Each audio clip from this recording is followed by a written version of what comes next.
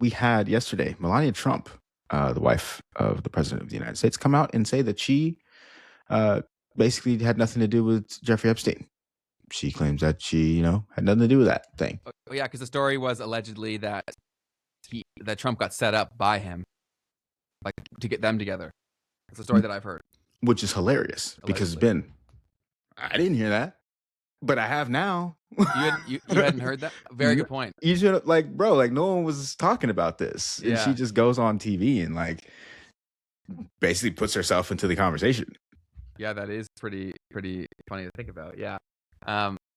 Yeah, I have not looked into it myself, but allegedly that's what I had heard. But you're right. Now there's a lot of people being like, "Well, why would you say this? Who cares?" And then now they're figuring that out. Yeah, I mean, because she did say it in that speech. She was like, "So people are claiming that he set me up with Trump. I met Trump when we were younger and all that." I'm like, bro, I didn't make that. I didn't know that was going on. Totally.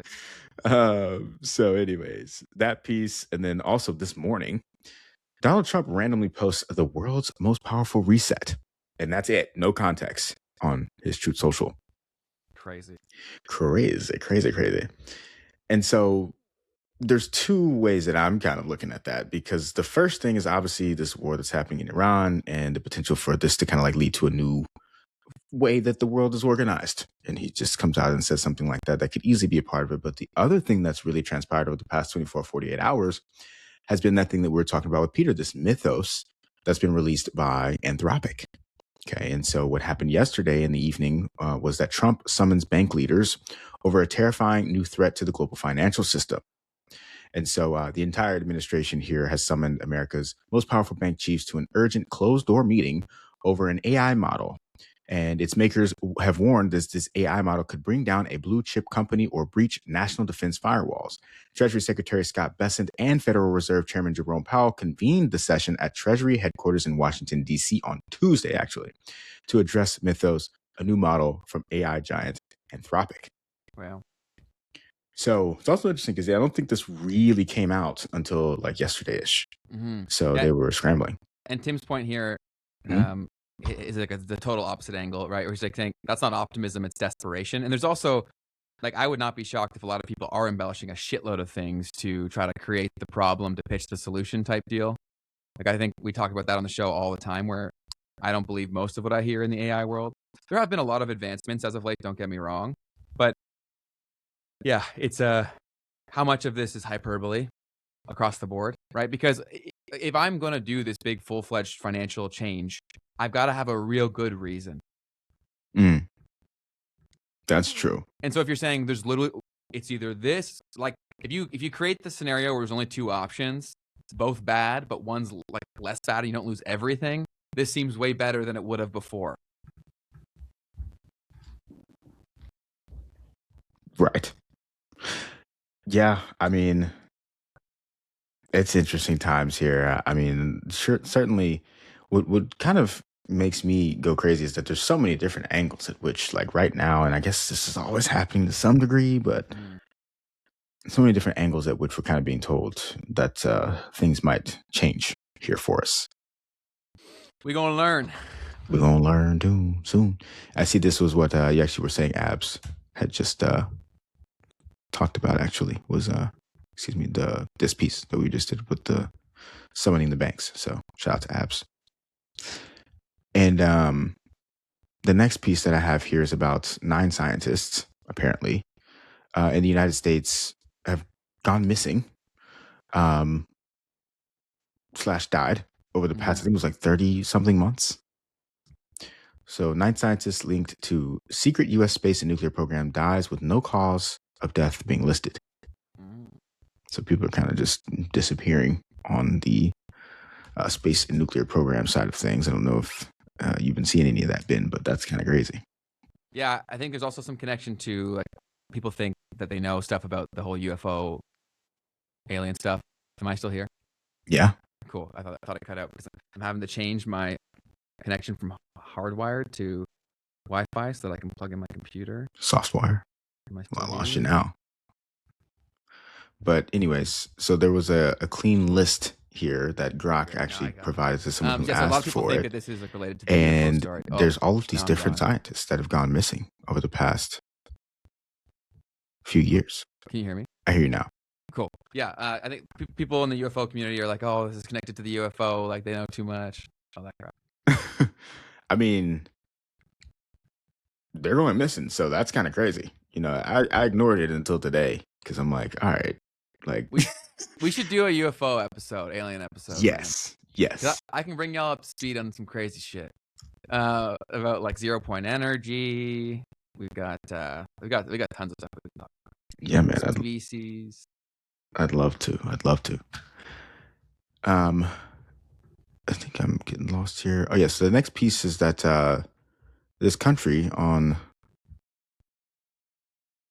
the Pacific, Japan, classified cryptocurrencies as financial instruments. So this is something that's kind of been in the background going on for quite some time, but they finally officially got this done. Okay. So yeah, it's legitimately cryptocurrency in Japan. And the thing about Japan is that a lot of people in the XRP community, right, are very much so tapped in with Japan. There's also so basically there's a large firm there. It's basically a conglomerate called SBI.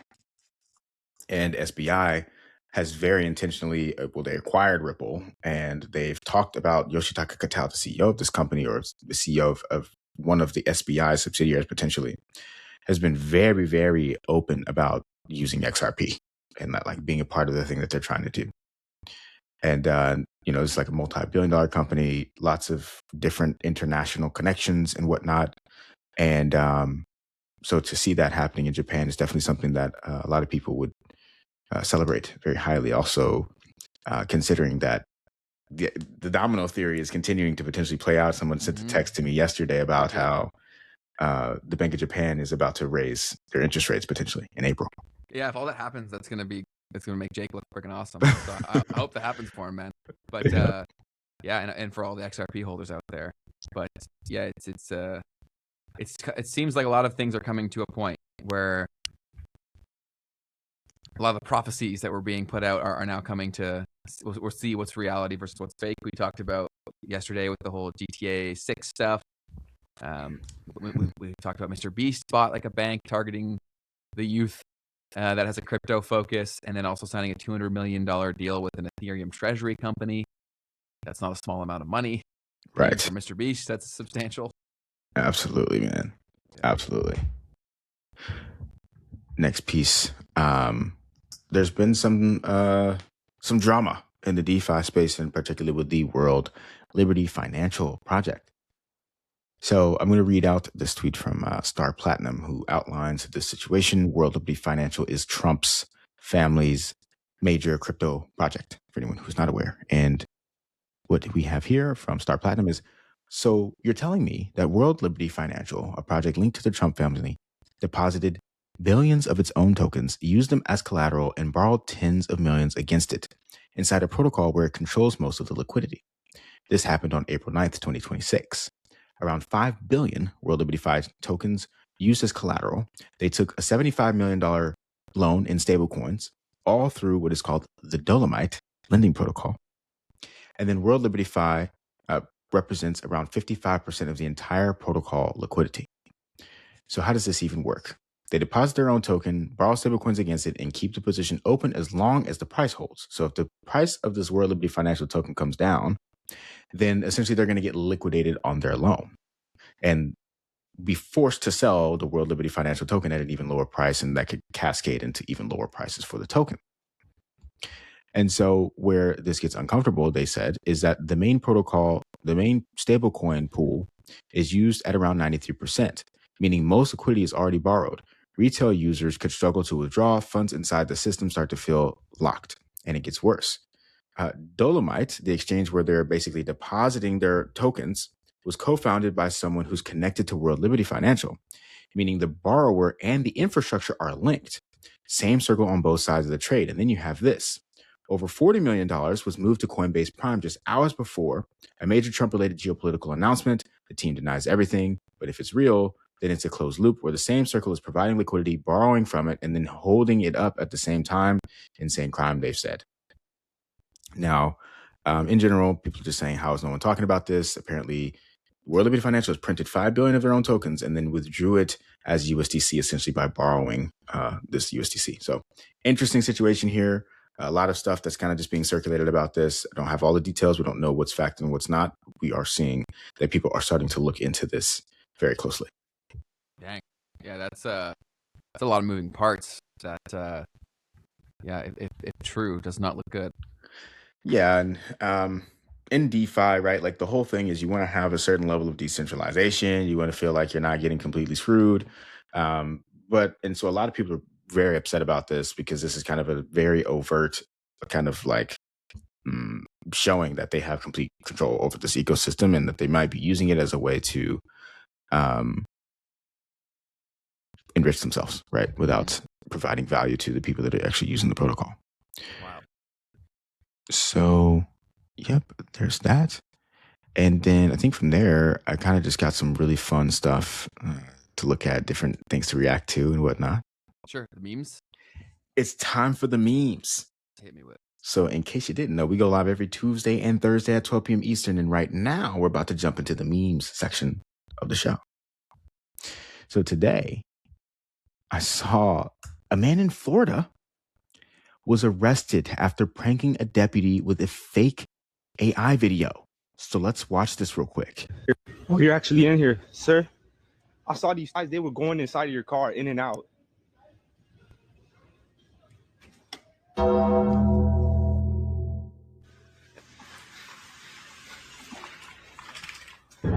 Let's do this. So you probably just left it unlocked. It should have been unlocked. I hit the button. You want me to send you the video, though? Yeah, please. And how long ago? Literally like 3 to 5 minutes ago. So they couldn't have got far. So as soon as you got the video, you could just start searching for them. 4213, 4613. Can you start over towards my location, please? Thank you.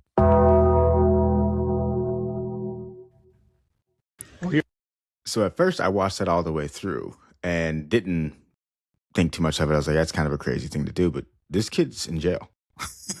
What's the crime? I mean, to be honest, it's probably something to do with like wasting this dude's time. Like you can't, like for instance, even if you, or whatever. yeah, like if you were to call the police and like tell them some BS and then they waste resources to go somewhere, you can get arrested for that kind of behavior. Makes sense. So it's a very similar kind of a thing, I guess. Yeah. Interesting. So be careful out there. Not necessarily something that's worth going to jail over. But people are trying to do anything for attention. And that is for sure the takeaway. The level at which people are going to get attention right now is off the walls. Like, think of the best case scenario in these environments. Like, I guess they build an audience. I don't know. You build a little bit of an audience. So next piece here, this was just an interesting AI interaction as well. This guy apparently sent ChatGPT an audio file of a series of fart sound effects and asked what it thought of his music. And this is what it said. It said, I listened to your track. Here's a straight, honest reaction. First impression, it has a cool, lo-fi, late night, silently eerie vibe. It feels more like an atmosphere piece than a traditional song, which actually works in its favor. It reminds me of something that would play over a quiet city montage and end credits. What works well is that the mood is consistent. You clearly had tone in mind and stuck to it. The minimalism is good. You didn't overfill the space. There's a nice bedroom do-it-yourself texture that makes it feel personal rather than polished, generic.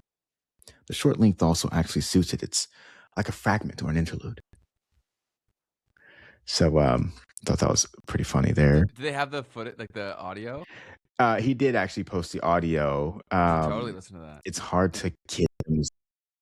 Is it like is it behind a paywall? So for me, tell me if this is something you face. When people post YouTube links in YouTube, it never lets me play the video.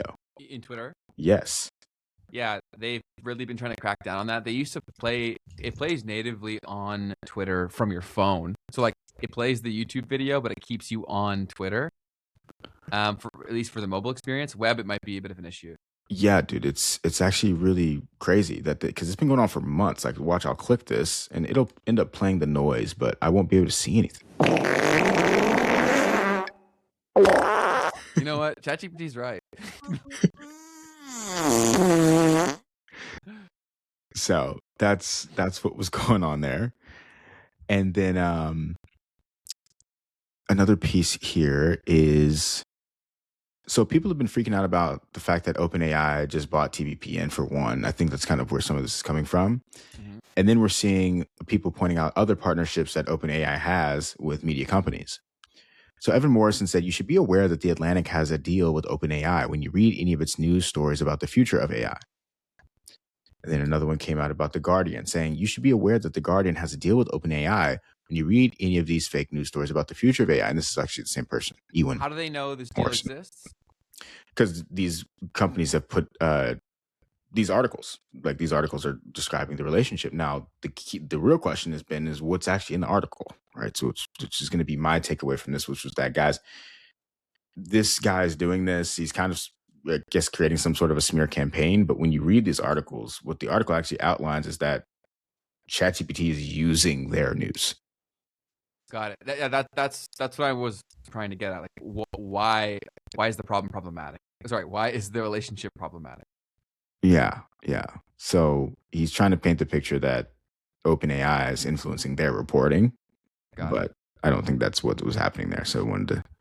Yeah, no, it makes sense. But there could be some indirect stuff going on, right? Like, it depending on the partnership. I mean, yeah, and there's still the question of, well, I mean, yeah, there's still the question, I guess, of is ChatGPT using information from them that would not be accurate or whatever, or influenced in some way, right? That's the question, I guess, to actually ask. That's the super scary part about these tools as well, is because people will just turn off their brains and start trusting these things wholeheartedly. And as we saw that experiment play out in real time with social media, that's not necessarily a good thing. Right. So, yeah. So this piece that I saw was super interesting as well. We had the Apple Vision Pro app makes ghosts appear in your house. It's called Hauntify and scans your rooms in real time to find the perfect spots to scare you.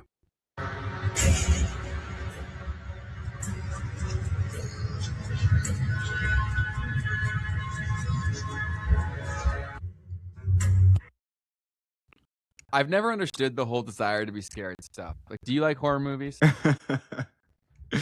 No. My roommates in college used to watch horror movies all day, every Sunday. And so weeks into that stuff, they're watching like the worst horror movies you've ever heard of because there's only so many of them. Right? and I wouldn't sit down in the marathons and like, oh, Ben's afraid of scary movies, man. And I'm like, right. Sure, boys, whatever. I don't want to watch this German horror movie that they don't even speak English. Like, so I was wondering also if you would think anything else of that concept of like, walking through your house with the Apple Vision Pro. Because this guy, Kev, NBA Couchside, was like, oh, great. Giving some company a complete map of the interior of your home. Mm-hmm. Would that be that hard to acquire as is, though? Yeah, that's way harder to do than now. I mean, this makes it's done. Mm-hmm. Well, how else would you do it? Well, like public, can you not get see a lot of these things when the house was for sale? Can you not see a full breakdown of the house? Not every house, not updated and not, so to a degree you could probably get a layout of someone's house if you needed to, like, I don't know, like, never mind. Like, yeah, no, it's definitely scary, like to think about what people are. Well, we are, like Peter said, to a degree, we've already done this with like the smart devices that have always been listening. Like my smart TV, I like fully unplug it every night because it just randomly turns on throughout the night, and I only know that because I put on these lights, so it doesn't actually turn on the screen. It just it probably is. I actually don't even know exactly what it's doing, but I only know that it turns on throughout the night because I attached these lights that would turn on. That's trippy. Otherwise, I would have no idea that they're turning on my TV and not turning on the screen. It's crazy, dude. Either they're resetting some sort of timer, as I'm sure what they would say, but also it's like, I don't know, man. Jeez. monkey business. This is a really good point too. What up? Teo says, well, they could already map out the interior of our home by waves sent out by our Wi-Fi router or Alexa, I assume. Have you seen that? And I don't know the validity of this, but I saw on Twitter some guy had built something where basically it could track you behind a wall through similar technology, and so it would. Talking about the Andrew guy? This was far less sophisticated than that. It was more of like a consumer accessible version. Okay. And yeah, so that doesn't sound like that crazy to me. Interesting. I mean, yeah. I mean, I guess having the mapping of the home is one thing, but also to like know exactly what's in it and where and stuff like that is also another level to give to Apple. You know what I mean? But I don't know. Maybe it's just me. Yeah. But so anyways, next piece, I got some actual pure memes, pure memery coming up. Asipa actually shared something that I hadn't seen yet. Looks like he put out a little tweet here from our episode yesterday. So let's see this real quick. I agree, Ben. Yeah, But no, I definitely would. Yeah, go ahead. I was gonna gonna say, who's talking? Ben or Brandon there? I didn't say anything. That was you guys doing that. I just love laughing. Ben, why don't you chime in? Okay. Okay, I'll jump in. Ben, you talk. I'm just gonna sit here. That's awesome. So the real best part about this that no one's pointing out is that that's so Canadian. So I mean, Canadian, come on. Dude. Yeah, and they were absolutely awesome. That was the guys from Beavis Wealth. Go check that out. That was the episode yesterday. Yeah. Yeah. So that's live on Spotify now too. If you want the enhanced audio, go check that out. Fantastic. Next meme here. I thought this was perfect. Because this is a question that I've been trying to ask people when I'm traveling and stuff to see how this feels around the world, and it just hit for me. This guy on Reddit asks, "Are you financially better off than your parents?" And the response was, "That's a good question. Let me go upstairs and ask them." That's great. I thought that was fantastic. I would say I'm assuming most people are not. Are not what? Better off than their parents. Yeah. I mean, it'd be really hard unless you were just crushing, I guess. Because then, yeah, you're definitely doing better. So this one was pretty funny. Asipa also shared this one. New York Times, everyone wants your email address. Think twice before sharing. That's hilarious. For anyone who's listening, the prompt for the New York Times to get to their email is blocking the rest of that article. That's hilarious. Another one here. Twitter is like group therapy, where nobody gets any better. Wow. Yeah, you liked and saved that. Let's go. But yeah, that's a pretty good one. That's awesome. Moving on, I thought this one was pretty solid. Dad, I'm considering a career in organized crime. Dad says, government or private sector? That's great too. I will say that AI definitely opens up the ability for people to make funny memes. Yes. Some of the funniest people were very limited from a tech perspective, and so they'd get frustrated and just not make the meme. Super true, dude. Super true. The barrier to create the meme is lowered immensely. Drastically. Next piece here. Mariana, have a good one. Or Maria, have a good one. This one was pretty good. Telegram, please delete my message in secret. If you delete a message on Telegram, it just goes away. Whereas WhatsApp, you're in front of a crowd. It's like, ladies and gentlemen, he deleted the message. So much stuff is like that. It's so frustrating. I think that's pretty good because it's actually such an interesting thing to me. I feel like there's an interesting cultural aspect of deleting a message. Like sometimes I have to address this with some people that I talk to. I'm like, look, like if I'm deleting a message, I'll usually respond and tell them why I did it. Like, this is why I deleted it. Because otherwise, like, you've deleted something that was there before. And it's like, how could you do that? How could you have the power to just delete the message? And what are the responses typically? well, it's really just a specific person that I do that with. But, it's just like, I just feel like there's a need to have the conversation of like, hey, this is why I deleted it, because otherwise, yeah, I don't know. It's almost like you've robbed someone of something that. Well, they'd also go more digging through. Like, what was deleted? Yeah, it's like that's the pressure of like what's going on, So, anyways, I think that was that for that. And the only other piece would be talking about community. What's up?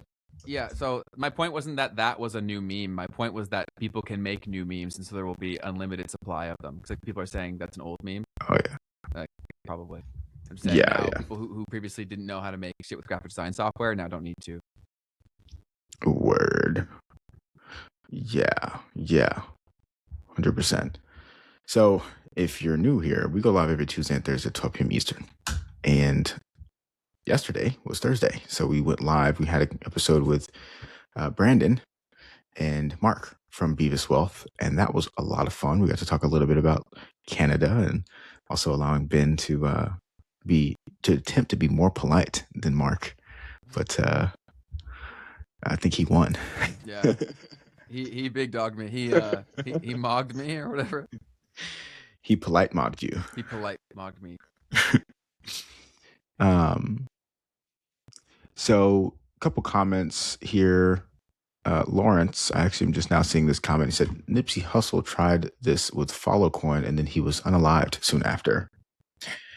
I actually haven't looked into the things that he was doing. I haven't either, but I know he's quite loved by a lot of people. Yes, very much so. And I know he was a big Bitcoin guy. In fact, I remember, I think one of the first time, maybe not the first time, but one of the times where he was kind of vocal about that was when he was talking with Gary Vee. Yes. That was one of the biggest ones that put him on like my radar. And then someone was complaining about the ads on that one too. Complain to YouTube, man. We have it on the. We could crank it up 2 more settings if we wanted to. So clearly that shows you that they're cranking out more ads. Very interesting. Yeah, I get it. Someone actually commented that on my video as well today. I was like, interesting. Yeah, just maybe there is actually just something going on there because people usually don't actually say that on my videos at all. Yeah, so they might have cranked it up. Yeah. But at the end of the day, this is a business. We're giving away a lot for free, and so we need ways to monetize to expand who we can get, the talent that we have working with us, all that stuff. So that's why there's ads. 100%. We appreciate you for rocking with us through the ads. Other than that, Ben, what's on your mind, man? What's up, chat? That is it. We can throw it into the chat if there's anything else. Otherwise, we can go into the weekend. There's also we have some homework today too, Keith. We gotta release our playlist. Oh yeah, dude. We do have a playlist to release to the peoples, and I'm ready. Yeah, I'm ready too. I can send you over my playlist, and then we can aggregate them and release that. Perfecto. But we're at 103 now on Spotify. Wow. Ladies and gentlemen. That's huge. Itch. But if you haven't already, definitely take a second to go over to Spotify, leave us a little bit of a review. Let Spotify know how we're doing. Let them know how you're feeling. And they'll make sure that other people get to experience the same thing. And we had someone in the chat say that they were able to do it this time after trying a bunch before. I think it was Brand 1. Right here, I found it. I was finally able to rate the show on Spotify the other day. Well, thank you, Brand. We appreciate you tremendously. And those ratings really do matter a lot. So the best way that you can help us out for free is subscribing to the channel, engaging with the content, and then giving us a 5-star rating and following us on your favorite podcast app, whether that's Spotify for podcasters. Oh, sorry, that's the platform. So just Spotify or Apple Podcasts. Yes. And then someone just asked in the chat, or they asked a while ago, what the article was that Sam Altman was mentioned in that Peter was talking about. And it's this one from the New Yorker. Sam Altman may control our future. Can he be trusted? And it just goes deep into like basically people's experiences with him, and they were just airing out all the dirty laundry about Sam. I haven't fully read it, but I saw some tweet summaries about it. I thought it was interesting that Peter was willing to make the comment that he did. Yeah, no, definitely. And yeah, I obviously, Sam does have some moments where he gives off weird vibes for sure, but also like you could do a hit piece on like almost anyone in the world, right? If you're willing to dig far enough, like I've got, there's people that I'm sure that could find to me and be like, I hate Ben, you know what I mean? Like for sure. Oh, we're gonna find some dirt on you, Ben? I'm sure there's something, man. Like, do you know what I'm saying? Like, no, for sure. Like think sure. about anybody you've ever had an interaction with, be ex-girlfriends, like friends that you're not friends with anymore, right? Like if someone's salty about something, and then how bigger does that moment become? I'm not saying what that article is at all, but I'm saying that I think everyone deserves at least that consideration. For sure, that's a really good. I think that's a great way to put it. Like, because a lot of people are just gonna look at this and like whatever's being said, it's just like it. You know what I'm saying? Totally. But the way I look at things like this is like, if I'm gonna read the article, if I care that much, what's the consistency in the messages? Mm-hmm. Right? Like, are they all saying the same thing? Because that might be meaningful. Totally. And also, yeah, is it an outlier thing? That's a great point. And then, like, how many of them are there too, right? If it reaches a point where there's like hundreds of people willing to do this, then like, okay, that's probably accurate. But if there's like 2 or 3 people, like, you could probably find that for almost anyone. So how many people? Who are they? What incentives might they have? Yes. Yeah. Do they benefit from this? Yeah. So all those things also to keep in consideration when looking at this, especially if you have proclivity to not like the guy. You know yeah. I mean? Where are your natural biases there too? Yes. Right. And we hopefully we got mostly past cancel culture, but I get why people are looking into this guy. Totally. Yeah. Like super strange. Like it's seemingly, I don't know him. But like definitely maybe it's just because he's so smart that he's socially awkward or strange. I don't know. But then people also say that he's very charismatic too. Interesting. Where I'm like, maybe for a certain crowd. Like, Silicon Valley all day. Yeah, right. I don't know. But yeah, that's it. That's all I'm saying. That's another thing that I think is just so interesting, man. Like Silicon Valley and those people, I feel like they just only care about like one of the things that I was a little bit nervous about what Peter was saying about Elon, for instance. Like the first thing that he said was he's so brilliant. And I'm just like, okay, but that's not the question here. The question was, is this the person that we want society's hands to be in? Mm-hmm. Who we want to have society in their hands? And he got there, but it was just like, you know. Totally. So is that a survivorship thing where they idolize progress across everything else? And so they just think that this person is most equipped from a progress standpoint, not everything else. Mm-hmm. Right? Like the most capable of achieving this outcome. Is that who we want to achieve the outcome? And also like, why do we not get any choice over any of this? Like, that's crazy. But yeah, lots of fun stuff to talk about. But cool. Darcy says, what is the NFT item in the description? So we're going to release a digital collectible set at some point. It's just, imagine like you're getting, how would you describe what they are? Like a digital trading card? Yeah. Okay. Yeah. So there's no financial incentive to buying that whatsoever. It's more so just something that I've always loved NFTs. And so I created a collection that we will release. And it's there so that if you guys do want to, like, I want it to be something that the people who supported this show early get access to, if they have any desire. And so by joining that waiting list, when I do get to the process of minting it, you'll just be contacted and get the first right of refusal, being like, I do want this or I don't. That's all that it is. You're under no obligation to buy anything by adding your email, by the way. It's just details on it. It's a good point there. Absolutely. Fantastic. Ben showed a lot of stress announcing that NFT. Well, because Keith's made me so paranoid about like getting us in legal trouble. So I'm always like, you won't make money from this. Do not buy this. That's hilarious. We got an emotionally intelligent person in the chat here. Yeah, Brand one. Yeah, totally. Yeah, Keith's just terrified me, so I don't want to get us in any trouble. So I'm like overstating. Don't buy this. You will not make money from this. Don't buy it. Literally, don't do this. So you can clip this too. Don't buy the NFT. Don't. That is hilarious. But so people had a really good question here where they're saying, Keith, would you put a chip in you? No, dude. No. There's no scenario? No scenario. It's funny because there was a point where I put out a video on my page because I got upset one day because somebody was in my Patreon talking about like, why do you keep connecting AI to NFTs or to crypto?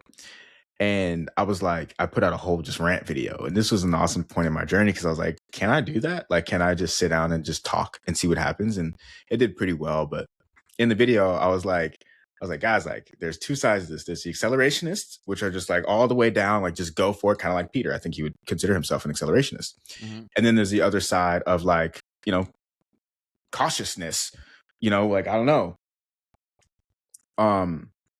That's actually not what I said. I said there's either the accelerationists or there's the people who are just saying, I'm just scared of this. I'm not going to do it at all. And I was like, maybe try to find yourself somewhere in the middle. But in the video, I was like, but when it comes to that Neuralink thing, like, nah, I'm good. I'm not doing that though.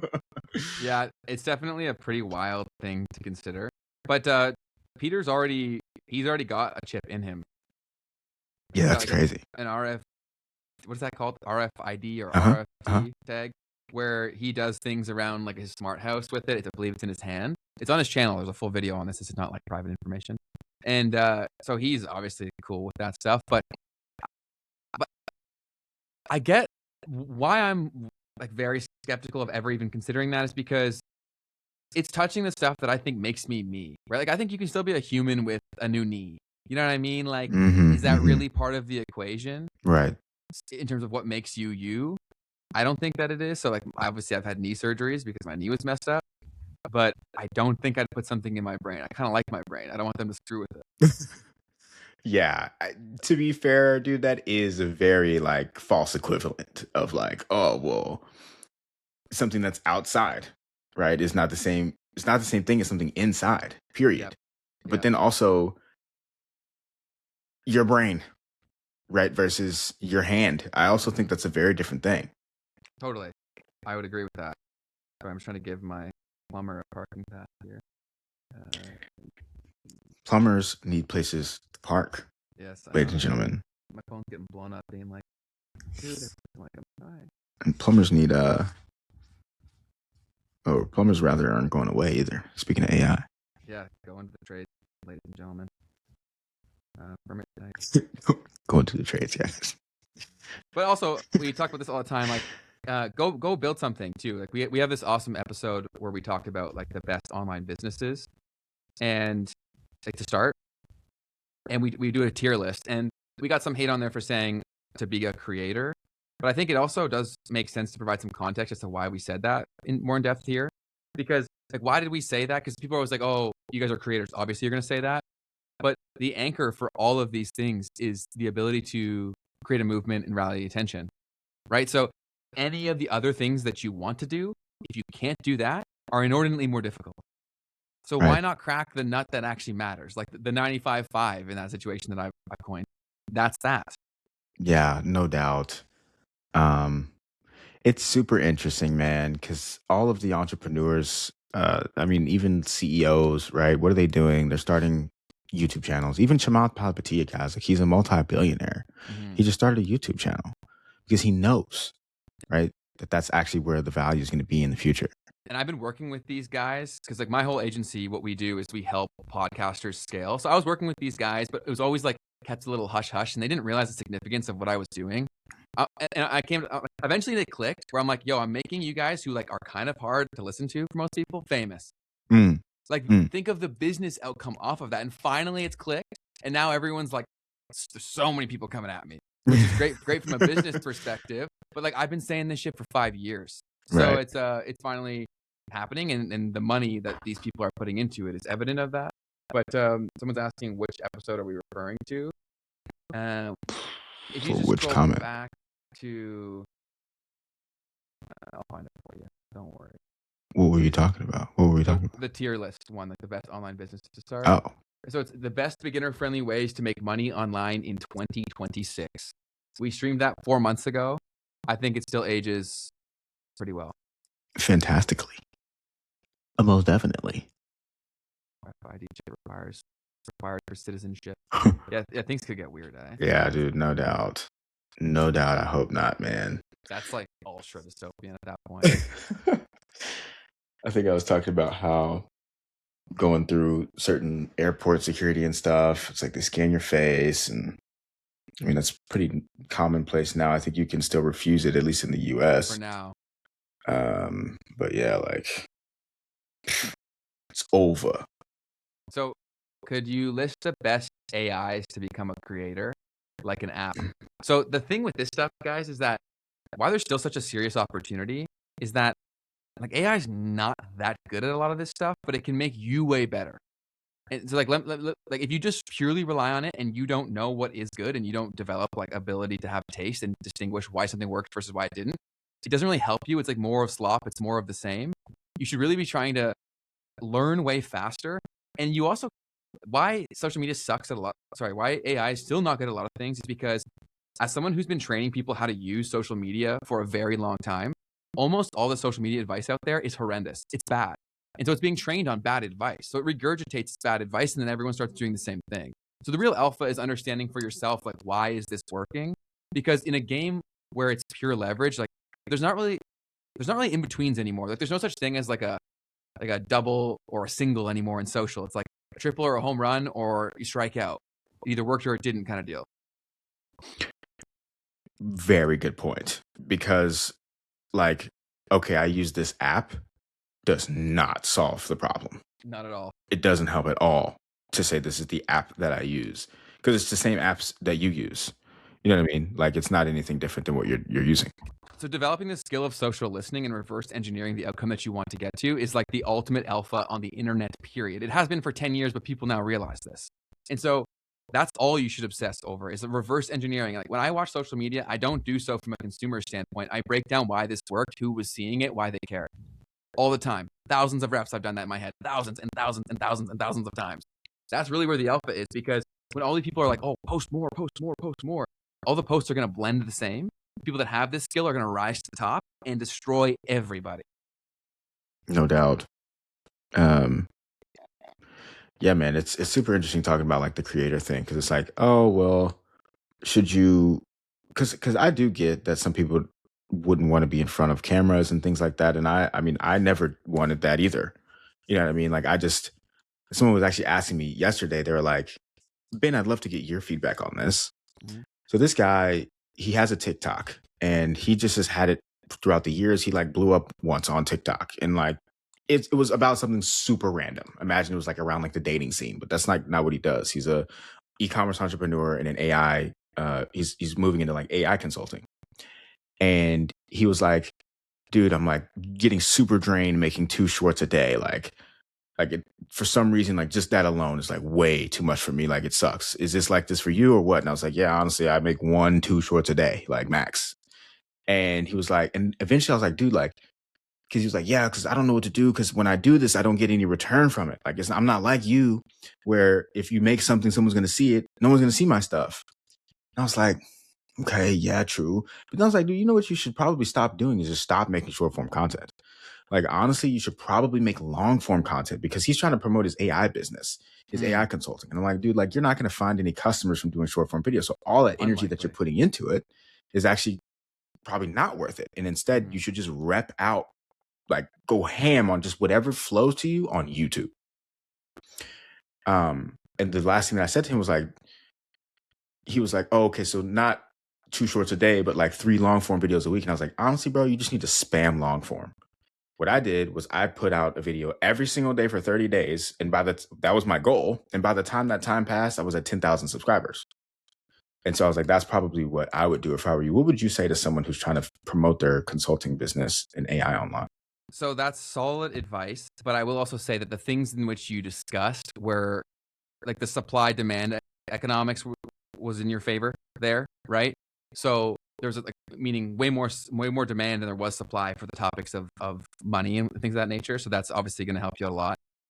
But like for him, that's solid advice with YouTube. But I would say obsess over the content strategy in terms of like the whole game. There is concept, title, thumbnail, and people always say this shit in passing, right? And then when you get them to go do the job, it's ass, right? So like obsess over the lever point, like because he may run into the exact, if he doesn't learn packaging, he'll run into the same problem on long form, but now he spent more time probably doing it.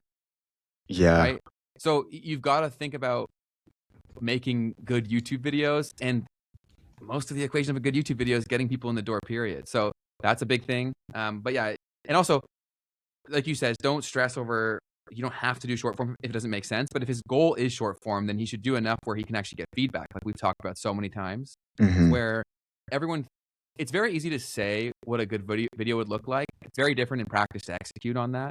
And then does that also reach the people that you want, right? It's a very complex equation. There's so many variables, and it's why AI is not good yet at it. Yeah, man. 'Cause what I was just afraid of with him is like, you're gonna put out 2 shorts a day max, and you probably well, he's capable of doing well with short form video. Like he's done it before. Okay. But at the same time, when you're trying to do it for a business, Yeah, what are you optimizing towards? it's a very different equation. And like, I don't know this. And it just feels like the time that you're going to put into that, it might not be worth the squeeze. No, I would say that you're right in saying that. I would tell almost everyone to focus on long form if they're selling something that's even remotely expensive, because the other added benefit is because the concept, title, and thumbnail is such a massive part of the equation. If you post a short form video, you posted it and you can't really like go back and change it, right? It is what it is.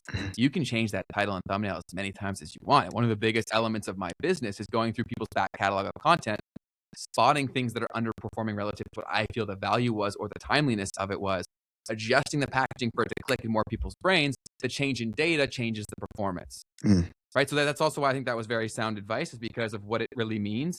And you can keep swinging on the same at bat, right? Like basically on YouTube, you have so many more swings. You can just change the title and thumbnail. Like a quote from the head of product, or former head of product, was, "YouTube never gives up on a video, so neither should you." Wow. Yeah, so like we offer that as a service to a lot of my agency clients. Is we'll go back through back catalog, because there's a lot of videos that if they tweak the packaging could get a resurgence in the algo. And I see it all the time, man. When you crack this stuff, it's not like a slight climb. It's like a hockey stick. Right. When you crack it, because everything on YouTube is competing against relative things to it, right? There's all these little data profiles. So like a change over like a 1% change could result in like 100 times the impact, because when you're competing against so many videos that are extremely similar, they want to show whichever one has the best chance to keep people there longer, like the highest value video. So let's say there's like 400 of those. If one's 1% better, it gets almost all the eyeballs. Love it, man. Yeah, that's super fair to think about. And yeah, and then to the business objective side of the equation too, it's like, if you want the outcome of someone like doing business with you, you've talked about this all the time, Ben. There's the amount of times that someone needs to see your face, and that's expanding. And then there's how much time are they actually spending with you. Dude, if you're posting shorts all day, it's going to take you a year to get one client. You know Totally. what I mean? And you also think about who it is that you're attracting, right? The person who's going to sit down and watch a longer form YouTube video, so much more likely to work with you. 100%. Right? Like just inordinately more likely. And so Teo said the question was, so not AI is for creating content, AI for coding. So nice. to build apps. So there's so many of them out there. A lot of them, I will say, like, try to find a blue ocean in terms of what's something that is like, that is in demand, that you have an access to get to these people. Because anyone can build a very simple app now. Like most of these tools can even one-shot that. So the moats are really going to come down to like unique specific knowledge or access to a community through that knowledge, the community around the actual app, and then the spreading mechanisms that you build into it to get more of those people to you. Like in an ideal world, your app should get you users every time you get one. Like one user should mean like 3 or 4 for you. If you want some help with this, go watch our old episode with Hunter, where we talked about how he built his app called Not Gonna Lie, or NGL, and it was like #1 on the App Store for a very long time. Any tools that come to your mind on? There's Anything is a big one. They've also like they got taken down from the App Store, and then like they had some drama with Apple where they just pivoted and they basically allow people to code via like a text bot, like literally texting. So Anything is a big one that a lot of younger people are using. But you typically, if you go on Twitter and you spend any amount of time, you see who's currently spending money promoting this shit, because it'll be everyone talks about. So like Claude is very beloved amongst the coding community, but But for like pure vibe coding, the biggest ones would be like anything. Replic's pretty big for apps. Start there, play around with it. But I'm telling you, like, it's the business and the people around the business that will make it a transformative experience for you. Like, a lot of people think they're just gonna go vibes code something that's like, oh, I'm good to go. There's a lot more on top of that, but you can also get some pretty crazy results now on something simple. Very cool. Versal, Asipa said in the chat. And then This is very, yeah, Vercel's got one too, yeah, for sure. And then this said, how many lies have we caught AI in? With the apologies, you're right. I misspoke without searching all aspects. Thanks for pointing this out to me. For at least 50 in the last 3 months. Yeah, I'd say I stopped counting. yeah, it's bad. I started to learn that stuff pretty early in my YouTube journey of trying to use AI to help me come up with information and realizing that, like, oh snap, there's things that I'm saying that are just not right that I'm Which getting tool from was AI. ChatGPT especially. Got it. Because it Yeah. doesn't do very well with pulling Data, local. like real time. Yeah. Real time. Better way of saying that, yeah. And then there was one other one. Someone asked. Go Bradley, ahead. yes, you did miss the guest. We had Peter. He was in the first half, so feel free to scroll back. He was here for about an hour. And yeah. Welcome. You missed the live Bradley. part, but don't worry. You know, you can definitely catch back up later. Yeah. The live part of the guest. So M Green said, I want to get on this pod. Well, stay tuned. Definitely stick around with us because we will have opportunities for you guys to come and get involved with speaking to us live on the pod. Yes, multiple ways in which that can be a potential reality. So definitely stay tuned. Fantastic. Yeah, and we're about to roll out a product that we've been working on next week. Like this time next week, we should be live for the first version of that, and it'll keep getting better and better and better. We've got a lot of plans, but we'll probably be at a point where we can launch it to the public. And then we're gonna, as we go hard on marketing that thing, we're gonna try to build in public as much as we can, and I'll try to teach you guys as much as I possibly can. I'm not one to gatekeep because I know that effort and enthusiasm is really the differentiator. So I'll give away all my best information. I've literally been that way forever. Like, I've helped so many people grow their business for free because it gets me excited. And so I want that to be what this show is as well. I want to build the community of like the next wave of builders. And so I'll give you all the sauce, and then you guys go apply it in a way that makes sense to you. Go change your life, change your family's life, and then just come back and subscribe. That's all we ask. Love it. Fantastic. Yeah, it's going to be a lot of fun. 100%. Cool. Anything else that you have, Keith? Nothing from me. What about the Spotify plug? Did we already do that? We did. Yeah, we did. I'm tripping. Then, yeah, so we got to work on that, Keith. You and I, we have to have that up. Let's make the agreement to each other. We have to have that playlist live for the folks for next Tuesday. Let's do it. You hear, we got people here live to hold us accountable. So that'll be live. We'll add it to the description box of things. It'll be like the memes and markets playlist. And then we'll have that live. Perfect.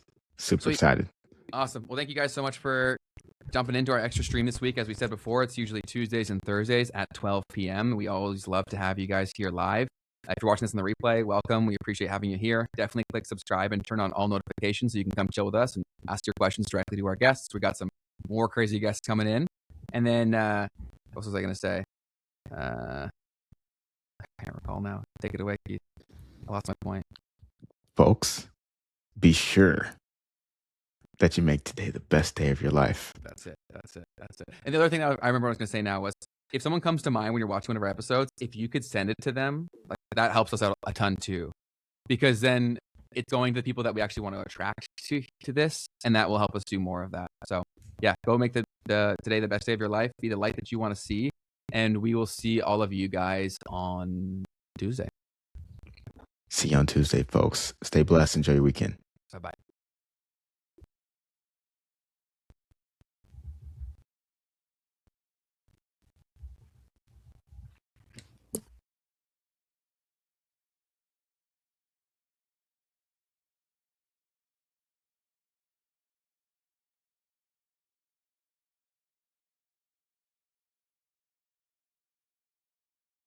Hey, you made it to the end of the clip.